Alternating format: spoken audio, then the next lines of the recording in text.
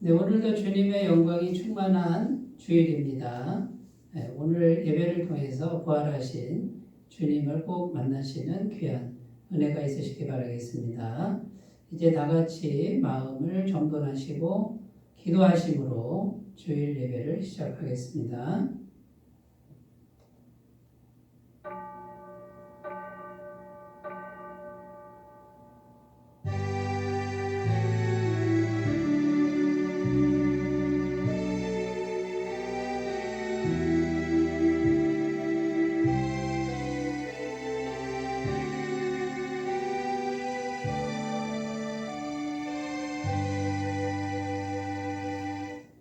만군의 여호와여, 주의 장막이 어찌 그리 사랑스러운지요. 내 영혼이 여호와의 궁정을 사모하여 쇠약하며 내 마음과 육체가 살아계신 하나님께 부르짖나이다. 나의 왕, 나의 하나님, 만군의 여호와여, 주의 제단에서 참새도 채집을 얻고 제비도 새끼들 보금자리를 얻었나이다. 주의 집에 사는 자들은 복이 있나니 그들이 항상 주를 찬송하리이다. 아멘. 사랑이 많으신 하나님 아버지, 저희를 존귀한 하나님의 자녀로 불러주시고 생명의 말씀을 따르며 복 있는 자의 길을 걷게 하시니 참으로 감사를 드립니다. 이 세상을 살아갈 때 저희는 슬픈 일을 많이 만나며 혼자의 힘으로는 감당할 수 없는 인생의 무거운 짐을 질 때도 있습니다. 그럴 때마다 하나님께서는 저희의 손을 잡아 실족하지 않게 하시고 승리의 길로 인도하여 주셨습니다. 오늘은 그 크신 은혜를 잊지 않고 성전에 올라와 하나님께 감사의 예배를 올려드리오니 이 예배를 기쁘게 받아 주시옵소서. 시종을 주님께 의탁드리며 우리 주 예수님의 이름으로 기원하옵나이다. 아멘. 다 같이 찬송가 23장을 부르겠습니다.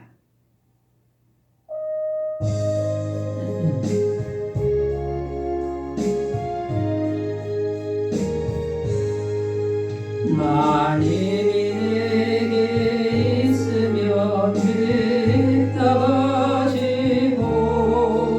내버려 주시는 주를 늘 찬송하겠네. 내 대로신 하나님 날 도와주시고 그 크신 영광 넓혀 알게 하소서. 내 주의 귀한 이름이 날 위로하시고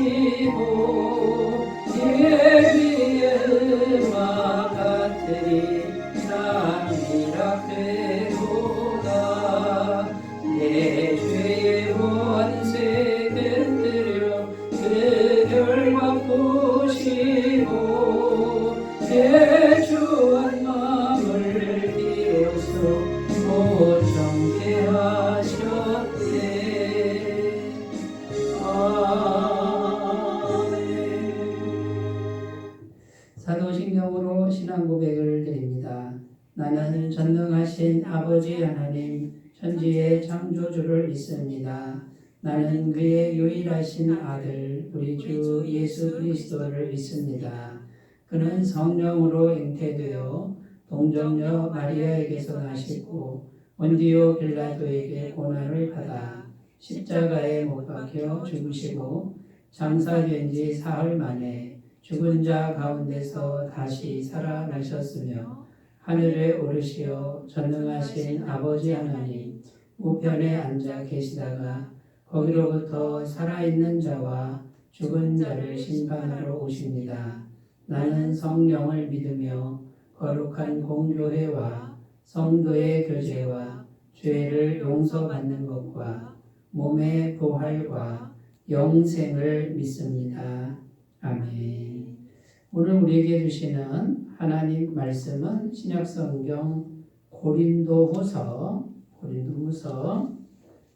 1장 8절에서 10절 말씀입니다. 고린도후서 1장 8절에서 10절 말씀입니다. 신약 성경 286쪽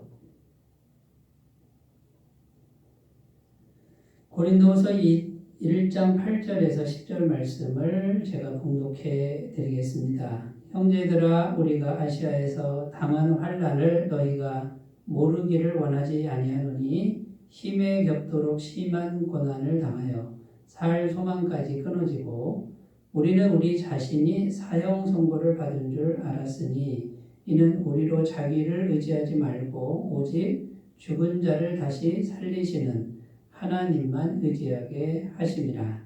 그가 이같이 큰 사망에서 우리를 건지셨고 또 건지실 것이며 이후에도 건지시기를 그에게 바라노라. 아멘. 오늘 말씀의 제목은 하나님만 의지하는 신앙이란 어떤 것일까? 하나님만 의지하는 신앙이란 어떤 것일까? 이런 제목으로 은혜를 나누겠습니다. 어느 가정에 초등학교 다니는 아들이 아빠에게 이렇게 말합니다. 아빠, 저 자전거 한 대만 사주세요. 자전거 타고 싶어요. 이렇게 요청을 했는데 아빠가 아들에게 이렇게 말합니다. 너 이번 시험에 90점만 넘으면 자전거 사줄게. 이렇게 대답을 했다고 합니다. 그래서 아들이 열심히 공부해서 90점이 넘어서 자전거를 얻게 되었다라는 것이죠. 자, 이 이야기 속에서 아빠의 마음과 아들의 마음이 차이가 있는 것을 이제 발견할 수 있습니다. 아빠의 마음은 자전거에 있을까요? 공부하는 것에 있을까요? 당연히 아빠는 공부하는 것이 더 중요합니다. 공부하는데 아빠의 마음이 있다는 겁니다. 그런데 아들은 공부하는 마음보다는 자전거의 마음이 더 있다라는 거예요. 자전거가 더 중요하다라는 것이죠. 이와 마찬가지로 신앙에 있어서도 하나님의 마음과 우리의 마음이 다를 때가 있다라는 겁니다. 어쩌면 많을 수도 있습니다. 우리의 관심은 자전거이죠. 하나님 아버지로부터 주시는 선물, 축복 이런 것을 우리가 더 중요하게 생각하기가 쉽습니다. 그러나 하나님 아버지의 관심은 자전거에 있지 않다라는 거예요. 하나님 아버지의 관심은 우리의 신앙이 자라나는 것, 우리의 신앙이 하나님 보시기에 정말 좋은 신앙으로 자라나는 그 신앙에 관심이 있다라는 것이죠. 그래서 하나님 아버지는 자전거라고 하는 선물이나 축복을 때로는 주실 때도 있지만 안 주실 때도 있다라는 겁니다. 자, 그러면 여러분 하나님 아버지가 원하는 신앙이란 과연 어떤 것일까요? 하나님의 선물이나 축복보다는 하나님 자신에게, 하나님 그분에게 집중하는 신앙이다. 오늘 본문 말씀 9절에 보면 이런 내용이 나오는데 9절을 제가 다시 읽겠습니다. 우리는 우리 자신이 사형 선고를 받은 줄 알았으니 이는 우리로 자기를 의지하지 말고 오직 죽은 자를 다시 살리시는 하나님만 의지하게 하십니다. 그 부분에 보면 오직 하나님만 의지하게 하신다 이런 표현이 나옵니다. 자, 바울이 쓴 글인데요. 바울에게 사형 선고 같은 그런 고난, 혹독한 고난을 허락하셨다라는 겁니다.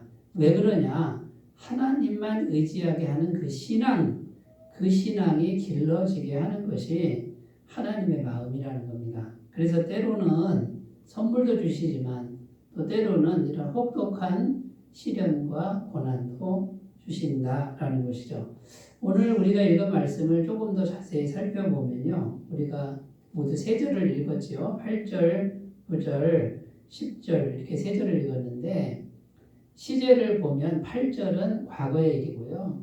9절은 현재 지금 고백이고요. 현재 일이고 10절은 미래를 소망하는 그런 의미가 있다라는 겁니다.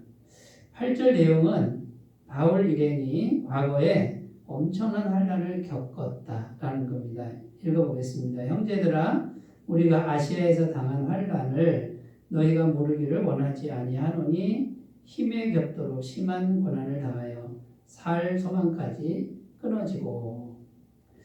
여기 보면 살 소망까지 끊어질 만한 심한 고난을 아시아에서 당했다. 그러니까 아시아 지역에서 그 고난을 당하고 도망간 곳이 이제 고린도 지역인 것이죠. 엄청난 고난 중에 고린도까지 이제 왔었다. 과거에 그렇게 왔었다라는 거죠. 자, 그런데 구절은 뭐냐면, 구절은 그 환난을 다 극복하고 이제 지나온 이야기입니다. 그래서 현재 자신의 신앙을 설명하고 있다라는 거죠. 우리는 우리 자신이 사형 선고를 받은 줄 알았으니 이는 우리로 자기를 의지하지 말고 오직 죽은 자를 다시 살리시는 하나님만 의지하게 하심이라. 이게 지금 와서 깨달은 건 그때 정말 죽을 것 같은 그런 환난이었으나 지금 와서 깨달은 게 뭡니까? 그 환난을 주신 이유는 하나님만, 오직 하나님만 의지하는 그런 신앙이 길러지도록 하신 하나님의 선하신 손길이었다. 지금 이렇게 현재로 고백을 하고 있는 겁니다. 10절은 뭐냐면요. 자, 과거와 현재가 지금 나왔으니 미래는 어떻게 되는 겁니까? 미래도 역시 어떠한 시험이나 환난이 와도 하나님은 건지실 것이다. 구원하실 것이다. 그것을 굳게 믿는다. 이렇게 고백하고 있는 거죠. 10절을 읽어보면요. 그가 이같이 큰 사망에서 우리를 건지셨고 또 건지실 것이며 이후에도 건지시기를 그에게 바라노라. 여기 보면 과거에 건지셨고 과거에 건지신 하나님 동일한 하나님이죠. 지금도 고난을 겪고 있는데 지금도 건지실 것 분명하다 이거는. 그리고 앞으로 아직 시험을 당한 미래의 일이지만 미래의 일도 반드시 건지실 것이다. 지금 사도 바울 마음속에는 어떤 마음이 가득합니까? 하나님만 의지하고 하나님만 신뢰하는 믿음이 충만하다라는 것을 알 수 있다라는 것이죠. 자, 여러분, 하나님만 의지하는 신앙이라는 것, 결국은요, 어떤 환난이 와도 그 하나님만 의지하는 그 신앙을 길러서 그것만 있으면 모든 환난을 다 이겨내고 어떤 시련도 다 이겨내는 이제 그런 믿음의 마음을 가꾸는 것이다라는 겁니다. 자, 그래서 우리가 이 하나님만 의지하는 신앙을 우리도 가꿔야 되는데 구체적으로 어떻게 우리가 마음의 준비를 해야 되는지를 살펴보면서 하나님만 의지하는 신앙을 우리가 구체적으로 추구해가는 삶이 되셨으면 좋겠습니다. 첫 번째는 하나님만 의지하는 신앙이 되려면 현실의 상태보다 눈에 보이는 현실의 상태보다 눈에 보이지 않는 하나님께 더 집중하는 훈련이 필요하다라는 겁니다. 여러분, 우리가 하나님을 의지하는 신앙을 온전히 갖지 못하고 낙심할 때가 언제입니까? 눈에 보이는 현실을 자꾸 보면 낙심하기가 쉽다라는 거예요. 그것에 더 집중하면 우리는 다 이 눈에 보이는 현실에 이렇게 갇힐 수밖에 없는 그런 한계를 가지고 있습니다만 하나님은 계속해서 우리를 보이지 않는 하나님 그분께 더 집중하기를 바라신다라는 거예요. 자, 창세기 1장 1절 2절 읽겠습니다. 태초에 하나님이 천지를 창조하시니라. 땅이 혼돈하고 공허하며 흑암이 깊음 위에 있고 하나님의 영은 수면 위에 운행하시니라. 성경 맨 처음에 나오는 창조 이야기인데요. 우리가 눈에 보이는 이 모든 현실이 어디에서 왔냐면 보이지 않는 하나님이 만드셨다. 이렇게 성경은 증언합니다. 자, 그러니까 여러분 우리가 육체의 눈에 보이는 이 현실보다 이거는 어디서 왔습니까? 보이지 않는 하나님에게서 왔으니 현실이 누구의 손에 달렸다고요? 보이지 않는 하나님의 손에 달렸다는 거예요. 그러니까 우리가 우리 하나님을 의지하는 신앙이 되려면 보이지 않는 하나님께 계속 집중하는 훈련, 이 훈련을 계속 해야 된다라는 것입니다. 그러니까 현실, 우리 지금 눈에 보이는 현실이 현실에 달린 게 아니라 보이지 않는 하나님께 달렸다라고 하는 믿음으로 날마다 보이지 않는 하나님께 우리의 생각과 마음을 집중하는 훈련, 이 훈련을 꼭 하셨으면 좋겠습니다. 사무엘상 2장 6절 7절입니다. 여호와는 죽이기도 하시고 살리기도 하시며 스올에 내리기도 하시고 거기에서 올리기도 하시는도다. 여호와는 가난하게도 하시고 부하기도 하시며 낮추기도 하시고 높이기도 하시는도다. 누구 손에 달렸다고요? 보이지 않는 하나님 손에 달렸다. 여러분, 이 생각을 잊지 말고 매일 훈련하셨으면 좋겠습니다. 더 나아가 성경은 우리의 생명의 주권이 보이지 않는 하나님께 있다고 증언하고 있습니다. 누가복음 12장 20절 21절 하나님은 이르시되 어리석은 자여 오늘 밤에 내 영혼을 너로 찾으리니 그러면 내 준비하는 것이 누구의 것이 되겠느냐 하셨으니 자기를 위하여 재물을 쌓아두고 하나님께 대하여 부여하지 못한 자가 이와 같으니라. 한 부자가 하나님은 생각지 않고요. 계속 현실적인 재물만 쌓았다라는 거예요. 그래서 많이 쌓았습니다. 창고를 짓고 거기다 가득가득 쌓았는데 하나님이 찾아오셔서 수고했다. 그러나 오늘 밤에 내 영혼을 다시 거둬가겠다. 이렇게 말씀하신다라는 겁니다. 여러분, 눈에 보이는 현실을 아무리 우리가 좋게 만들고 쌓아도요. 내 생명, 내 영혼이 오늘 밤에 하나님께로 간다 그러면 무슨 소용이 있겠습니까? 그러니까 보이지 않는 하나님께 계속 집중하면서 그분을 의지할 때만 비로소 이 보이는 세계의 귀한 것, 재물들 이런 것이 비로소 의미가 있다라는 것, 이것을 꼭 기억하셨으면 좋겠습니다. 일이 잘 되고 안 되고 우리가 어떤 일을 하면 잘 되기를 바라죠. 그러나 일이 잘 되는 것 이것도 역시 하나님 손에 달렸다라고 성경은 증언합니다. 시편 127편 1절 2절입니다. 여호와께서 집을 세우지 아니하시면 세우는 자의 수고가 헛되며 여호와께서 성을 지키지 아니하시면 파수꾼의 깨어 있으니 헛되도다. 너희가 일찍 일어나고 늦게 누우며 수고의 떡을 먹음이 헛되도다. 그러므로 여호와께서는 그의 사랑하시는 자에게는 잠을 주시는도다. 어떤 사람이 집을 세우는데요. 자기 힘으로만 세운다는 거예요. 그건 헛되다라는 거예요. 하나님이 세우지지 않는 집은 헛되다. 성을 지키려고 그러는데 자기 힘으로만 지키는 그 사람은 헛되다라는 거예요. 하나님이 지켜야만 된다라는 거죠. 자, 하나님 없이 우리가 수고하고 애쓰고 일찍 일어나고 늦게 눕고 열심히 일하는 거 헛되다. 그런데 하나님을 의지하는 사람은 평안히 잠을 잔다는 거예요. 잠을 주신다라는 거예요. 여러분, 하나님, 보이지 않는 하나님께 집중하고 모든 것이 하나님 손에 달렸다. 이것을 계속 훈련하는 분들은 하나님만 의지하는 신앙이 되는 거고요.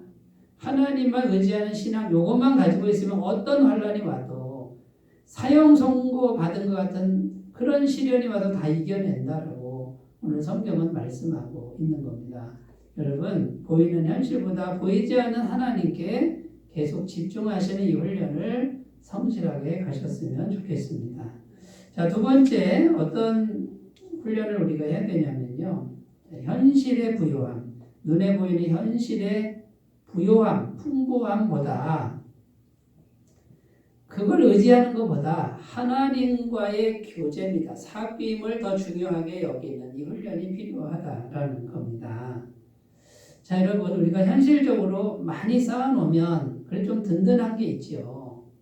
그런데 여러분, 그게 언제 없어질지 모른다라는 거예요. 그래서 오늘 질문이 뭐냐면, 이 두 번째 질문이 뭐냐면, 내가 진짜 안전에 기반을 두는 게 뭐냐?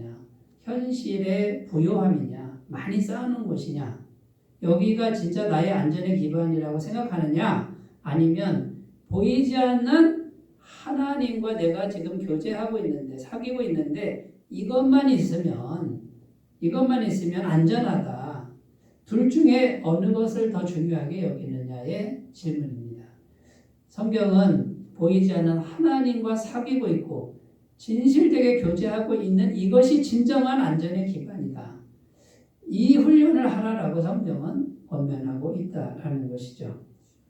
여러분, 하나님과의 신실한 교제만 있으면요, 우리가 많이 안 쌓아놔도 풍부함이 없어도 하나님과 교제하고 있으니 하나님의 공급이 끊기지가 않습니다. 우리가 살아가는 데 필요한 모든 것들은 다 공급이 된다라는 거예요. 이것을 깨달은 선지자가 있는데 구약의 하박국 선지자가 이것을 깨닫고 하나님을 찬양하는 말씀이 있습니다. 하박국 3장 17절에서 19절입니다. 비록 무화과 나무가 무성하지 못하며 포도나무에 열매가 없으며 감람나무에 소출이 없으며 밭에 먹을 것이 없으며 우리의 양이 없으며 외양간에 소가 없을지라도 나는 여호와로 말미암아 즐거워하며 나의 구원의 하나님으로 말미암아 기뻐하리로다. 주 여호와는 나의 힘이시라. 나의 발을 사슴과 같게 하사 나를 나의 높은 곳으로 다니게 하시리로다. 자, 현실적으로 아무것도 없습니다. 아무것도 없는데 이 선지자는 하나님 한 분으로 즐거워하고 구원의 하나님으로 기뻐하겠다. 여호와는 나의 힘이시다. 자, 그런데 여러분, 여호와 하나님이 눈에 보입니까? 그런데 보이지 않는 그 하나님 그분과 내가 지금 교제하고 있고 사귀고 있다라고 하는 이것만 있으면 이분이 전능하신 하나님이신데 어떻게 해서든지 아무것도 없어도 필요한 모든 것, 살아가는 데 필요한 모든 것을 공급하신다. 이 하나님은 영원토록 반석이시다. 흔들림 없는 안전지대다라고 이렇게 고백한다라는 것입니다. 자, 여러분, 현실에 부요함이 있어야만 평안한 마음, 이것을 자꾸 가꾸시면 이거는 하나님만 의지하는 신앙과 반대되는 길이고요. 이 현실에 부요함만 있어야 내가 편안하다라고 하는 이 생각을 가진 사람들은 계속 무언가를 해야만 됩니다. 계속 뭔가를 쌓아놔야만 되는데 여러분, 얼만큼을 쌓으면 평안할 것 같습니까? 억만금을 쌓는다고 해도 그 마음이 평안할까요? 사람 마음은 우주를 다 갖다 채워도 채울 수가 없습니다. 아무리 많이 쌓아도요, 더 쌓고 싶은 것이 인간의 마음이고 인간의 욕심이라는 것이죠. 그리고 많이 쌓는다라고 하는 이 양적인 개념으로 가면요, 평안함이 없고요, 자꾸 비교 의식에 빠지게 되고 열등감이나 교만에 빠지기가 쉽게 된다라는 거죠. 그러나 영원하신 하나님, 보이지 않는 하나님, 그분과 내가 교제하고 있다라고 하는 여기다가 우리가 안전 기반을 두면 이것은 언제든지 모든 순간에 우리는 하나님께 기도할 때마다 얻을 수 있는 참 평안이다라는 겁니다.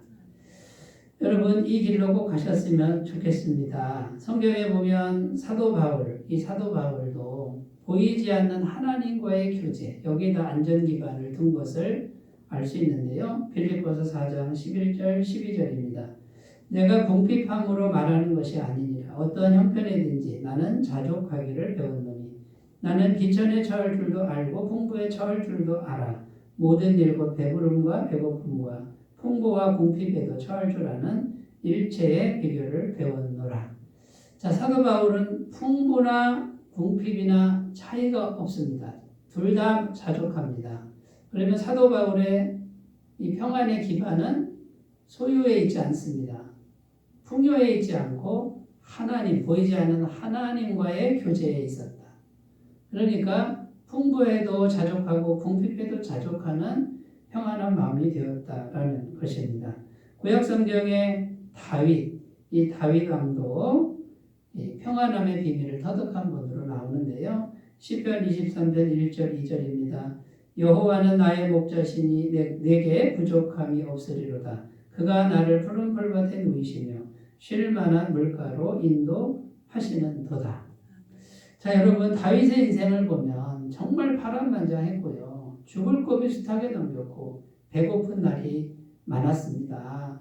나중에 왕이 돼서 그 부유함을 누리긴 했습니다만 여러분, 이 다윗은 정말 배고픈 시절에 생명이 풍전등화와 같이 위태로운 시절에도 하나님 보이지 않는 하나님만 의지했다라는 거예요.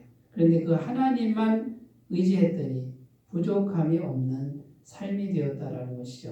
그러면 다윗이 말하는 이 부족함은 왕이 되어서 모든 걸 많이 쌓아놓는 그 부족함이 없다라는 게 아니라 그 풍전등화와 같은 그 절체절명의 위기 순간에도 하나님과 내가 만나고 있으니 그 하나님이 나를 안전하게 지켜주셨다라고 하는 고백이었다라는 것이죠. 여러분, 하나님과의 교제에서 오는 그 평안함을 이루지 못한 상태에서 많은 걸 얻은 분들이 결국 타락의 길로 가고 결국 인생을 망가뜨리는 이런 예를 우리는 많이 볼 수 있습니다. 자, 여러분, 이렇게 신앙의 위인들도 이렇게 보이지 않는 하나님과의 교제를 더 중요하게 여기고 그것을 안전의 기반으로 삼았다는 것을 기억하시고 여러분, 우리도 그 길을 가셨으면 좋겠고요. 이 하나님과의 교제가 우리의 필요를 채우신다라고 성경은 약속합니다. 빌립보서 4장 19절 나의 하나님이 그리스도 예수 안에서 영광 가운데 그 풍성한 대로 너희 모든 쓸 것을 채우시리라. 필요한 것 채우시는 약속의 말씀을 꼭 간직하시고 기도하시기 바라겠습니다. 자, 그러면 여러분 하나님과의 교제를 위해서 뭐가 필요하냐면 겸손한 마음. 이 겸손한 마음이 절대적으로 중요합니다. 미가서 6장 8절입니다. 사람아 주께서 선한 것이 무엇임을 내게 보이셨나니 여호와께서 내게 보하시는 것은 오직 정의를 행하며 인자를 사랑하며 겸손하게 내 하나님과 함께 행하는 것이 아니냐. 자, 여러분 하나님과 어떻게 동행합니까? 우리 마음 안에서 동행한다라는 거죠. 그럼 우리 마음에 하나님이 계신데 그러면 내 마음도 있고 하나님의 마음이 있는데 그러면 동행하려면 내가 작아져야죠. 자, 겸손이라고 하는 건 굽신굽신한다는 그런 단순한 의미가 아니고요. 두 사람이 있을 때, 두 인격이 있을 때 주도권을 내어드리는 거예요. 주도권을. 그러니까 무조건 굴복하는 게 아니라 하나님이 내 안에 계신데 하나님이 하자는 대로 적극적으로 순종하는 걸 말하는 거지 가만히 있는 게 아니에요.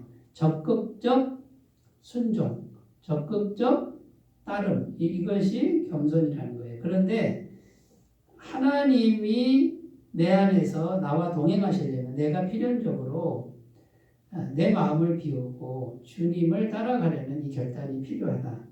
겸손한 마음이 필요하다라는 거죠. 그 다음에 성경은 모든 일에, 모든 순간에 기도로 아뢰라고 가르치고 있습니다. 이것이 주님과 끊임없이 교제하는 비결이죠. 빌립보서 4장 6절 7절 아무것도 염려하지 말고 다만 모든 일에 기도와 간구로 너희 구할 것을 감사함으로 하나님께 아뢰라. 그리하면 모든 지각에 뛰어난 하나님의 평강이 그리스도 예수 안에서 너희 마음과 생각을 지키시리라.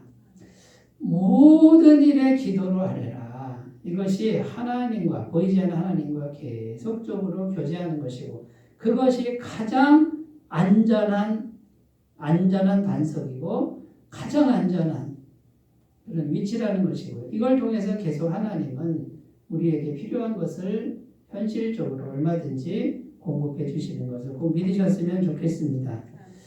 자, 세 번째로 가보겠습니다. 하나님만 의지하는 신앙은요, 현실적인 방법과 능력을 의지하느냐, 아니면 성령님, 보이지 않는 성령님을 더 신뢰하느냐. 자, 어떤 방법, 어떤 수단으로 할 것이냐, 어떤 방법, 어떤 수단을 더 신뢰할 것이냐, 현실적인 방법과 능력이 있습니다. 이것도 필요하죠. 그러나 이거보다는 보이지 않는 성령님의 능력을 더 신뢰할 수 있느냐, 이걸 더 신뢰하라는 거죠. 이 성령님을 절대적으로 신뢰하는 이 마음을 훈련하라는 겁니다. 그럴 때 하나님을 의지하는 신앙이 된다라는 거죠. 스가랴 4장 6절입니다. 그가 내게 대답하이르되 여호와께서 스룹바벨에게 하신 말씀이 이러하니라. 만군의 여호와께서 말씀하시되 이는 힘으로 되지 아니하며 능력으로 되지 아니하고 오직 나의 영으로 되느니라. 자, 힘과 능력은 현실적인 힘과 능력을 말하는 거예요.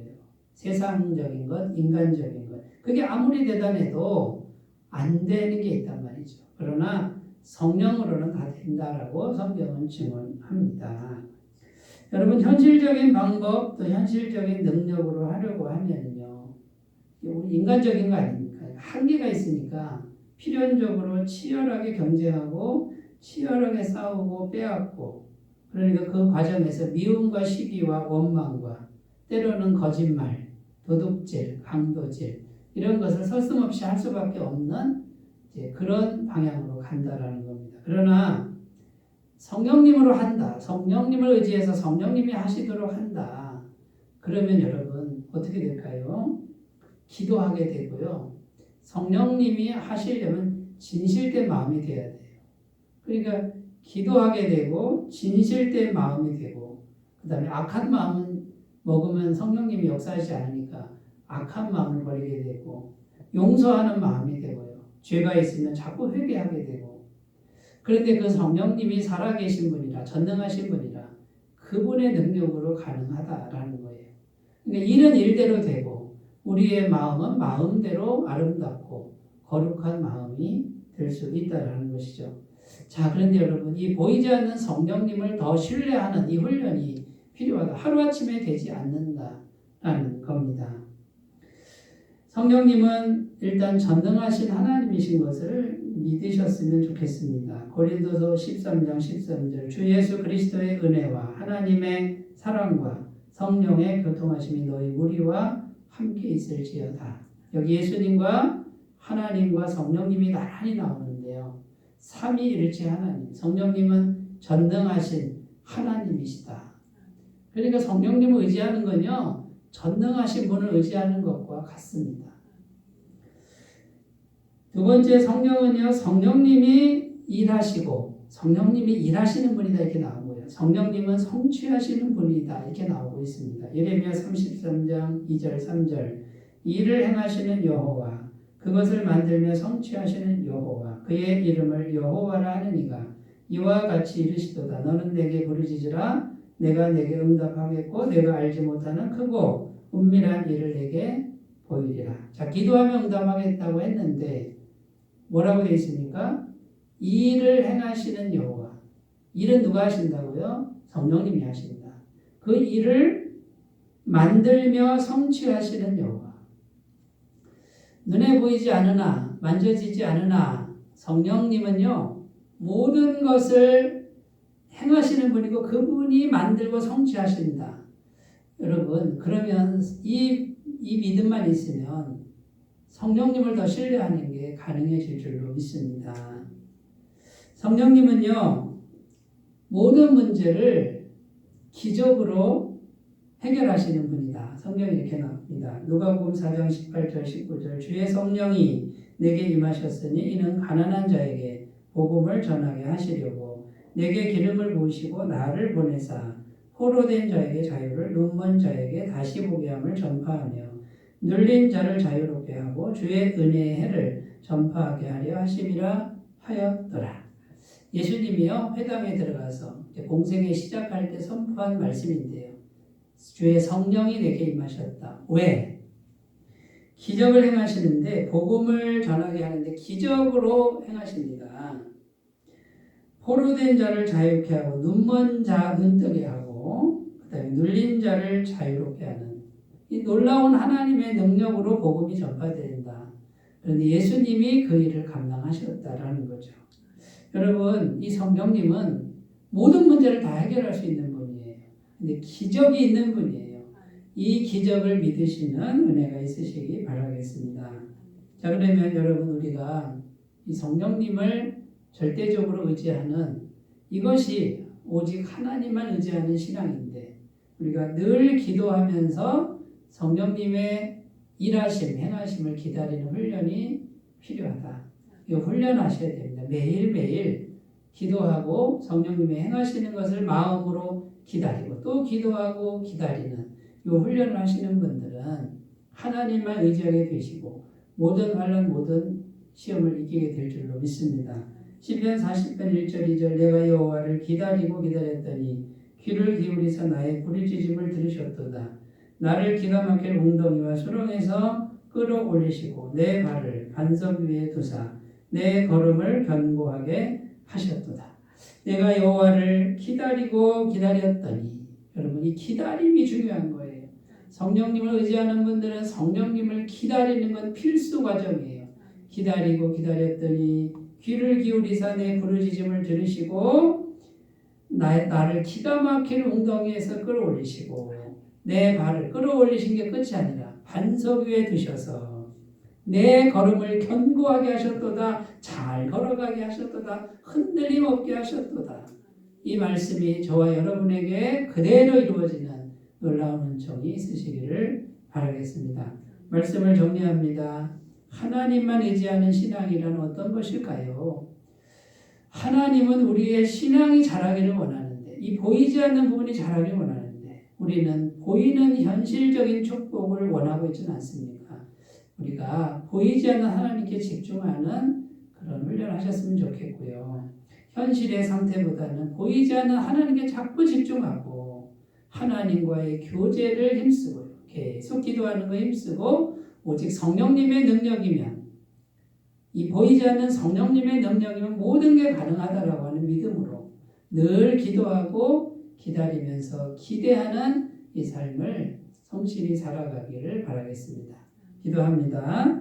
하나님 아버지, 우리의 마음을 인도하사 오직 하나님만 의지하는 신앙으로 인도해 주옵소서. 예수님의 이름으로 기도드립니다. 아멘. 찬송가 370장입니다. 370장입니다.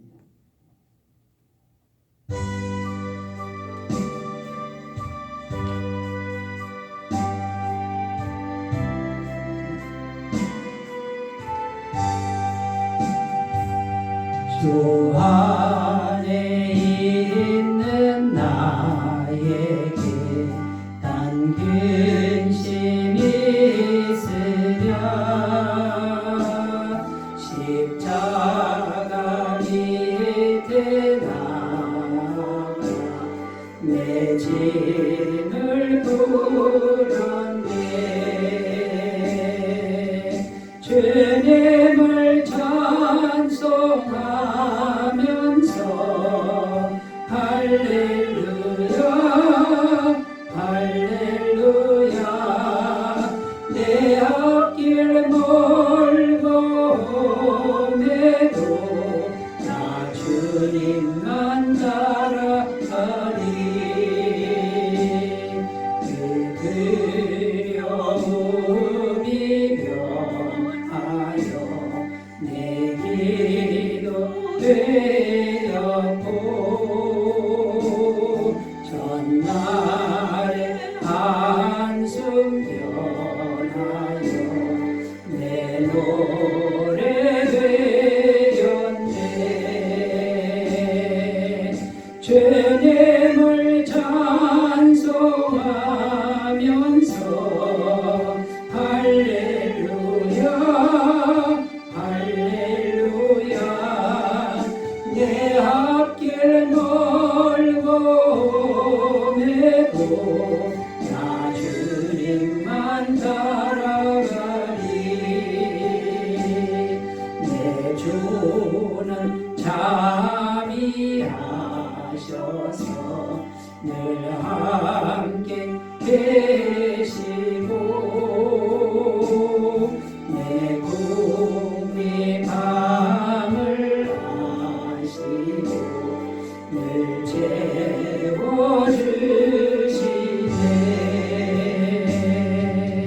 주님을 찬송하면서 할렐루야 할렐루야 내 앞길 멀고 험해도 나 주님만 따라가리. 내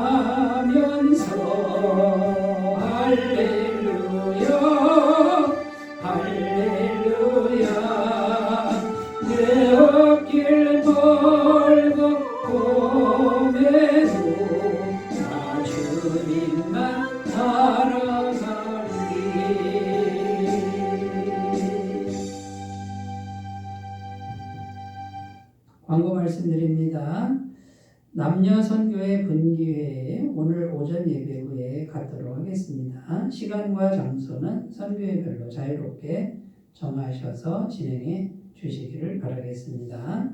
이번 주간이 민속 명절인 추석 명절이 있는데요. 주님의 은혜가 함께 하시어 행복한 추석 명절 되시길 바라고요. 10월 1일 다음 주일 주일 예배는 정상적으로 드리겠습니다. 착오 없으시기를 바라겠습니다. 다른 광고 주보 참조하시고 이제 찬송가 1장 부르시고 축도로 예배를 마치겠습니다.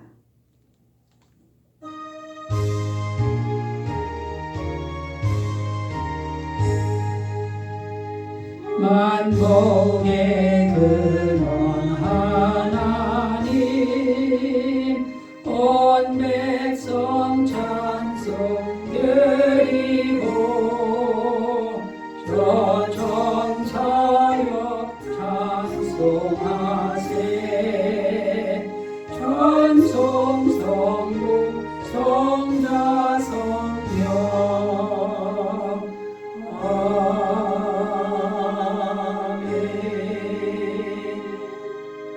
이제는 우리 주 예수 그리스도의 은혜와 하나님 아버지의 무한하신 사랑하심과 성령님의 보이지 않는 데서 역사하시는 놀라운 은총이 예배를 드리는 주의 모든 백성들 위해 영원토록 함께 하시기를 간절히 축원하옵나이다. 아멘.